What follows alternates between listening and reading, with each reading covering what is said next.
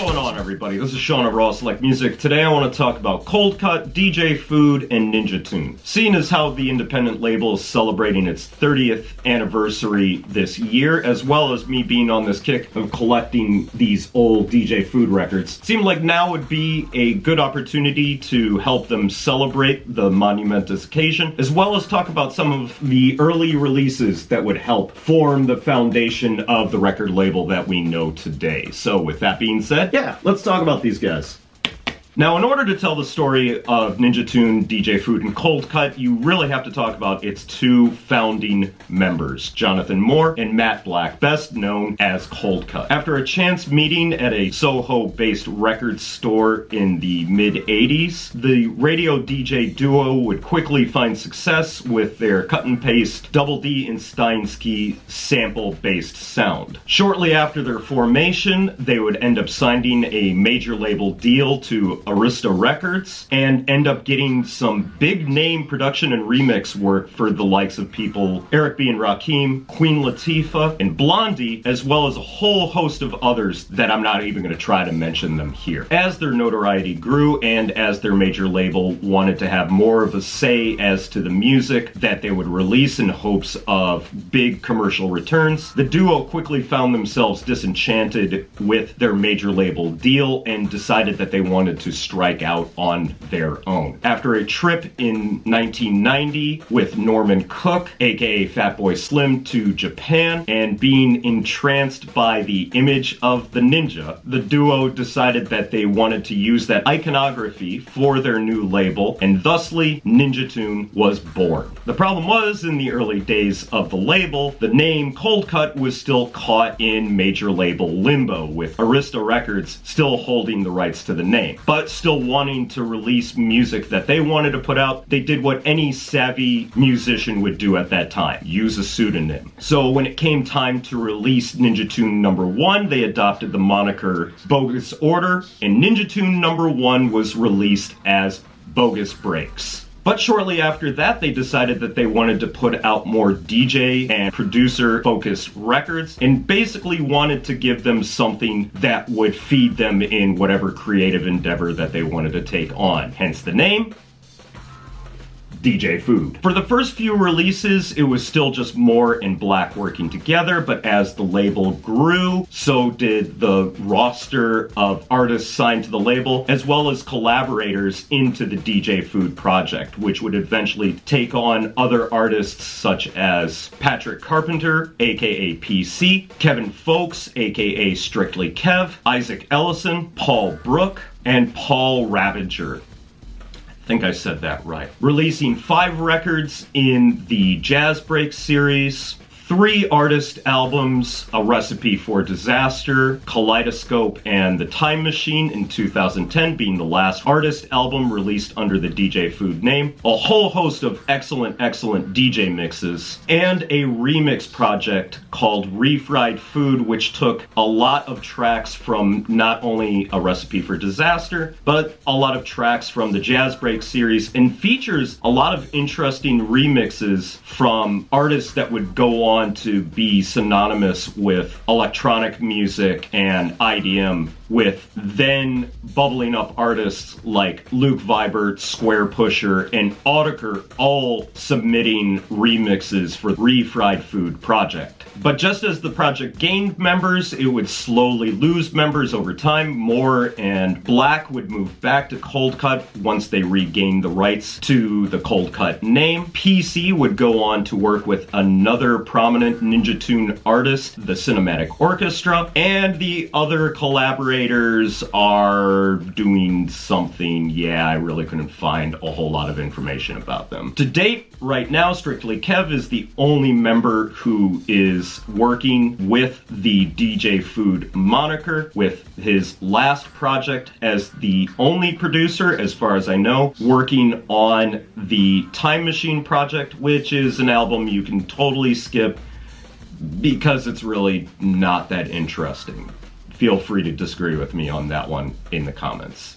since the release of that album. The project has been largely dormant with no major releases to speak of. While I can't really speak to the quality of Zen Breaks or Jazz Breaks Volume 1, I did manage to pick up Volumes 2, 3, 4, and 5. And most of these records are largely cut from the same cloth. They feature a lot of famous funk and soul drum breaks and samples, as well as a lot of musical one-shot samples or a lot of spoken word samples. And the results are fairly simplistic by today's standards, but they still manage to hold a certain charm to them and ultimately kind of feel like a innocent time capsule of a very different time of music where people were exploring a fairly new genre of music that didn't have much precedent. So while these really haven't aged all that well, especially the more housey moments on these records, the charm is still there, and I definitely recommend that you give them a listen because they definitely show the evolution of how instrumental hip-hop was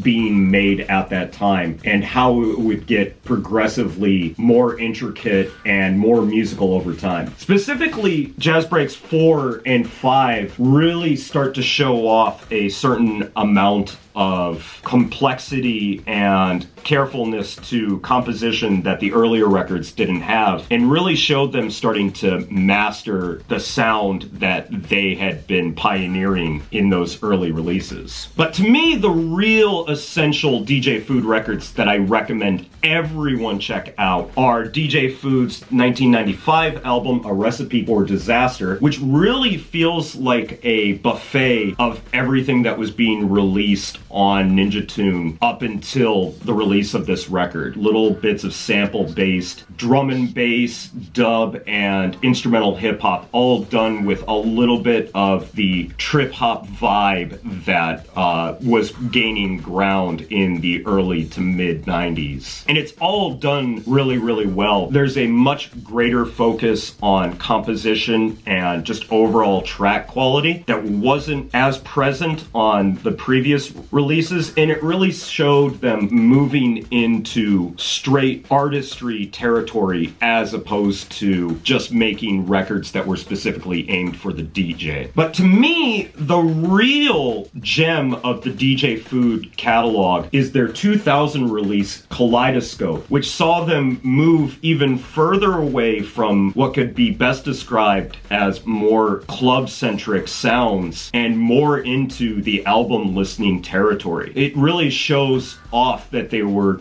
trying to become more sophisticated with their production techniques and try to create something that was more meant for headphones as opposed to the dance floor. As a result, you get a lot of really complex, layered, atmospheric, jazzy compositions that are both very organic and natural sounding while still using sampling as the basis for the sound on here. And it is, in my opinion, one of the more underappreciated records of the post-DJ Shadow introducing era, and highly recommend, if you're a fan of those early DJ Shadow records, that you give this guy a listen. And what's really great about all of these records, doing a little bit of digging around on Discogs, is you absolutely do not have to break the bank in order to pick these guys up. All of them are very affordable, and seemingly they are relatively available. So getting your hands on them shouldn't be that much of a chore. And I highly recommend that you do give these guys a listen. Even though some of them have aged better than others, it is still a great way to look at the foundational sound of what became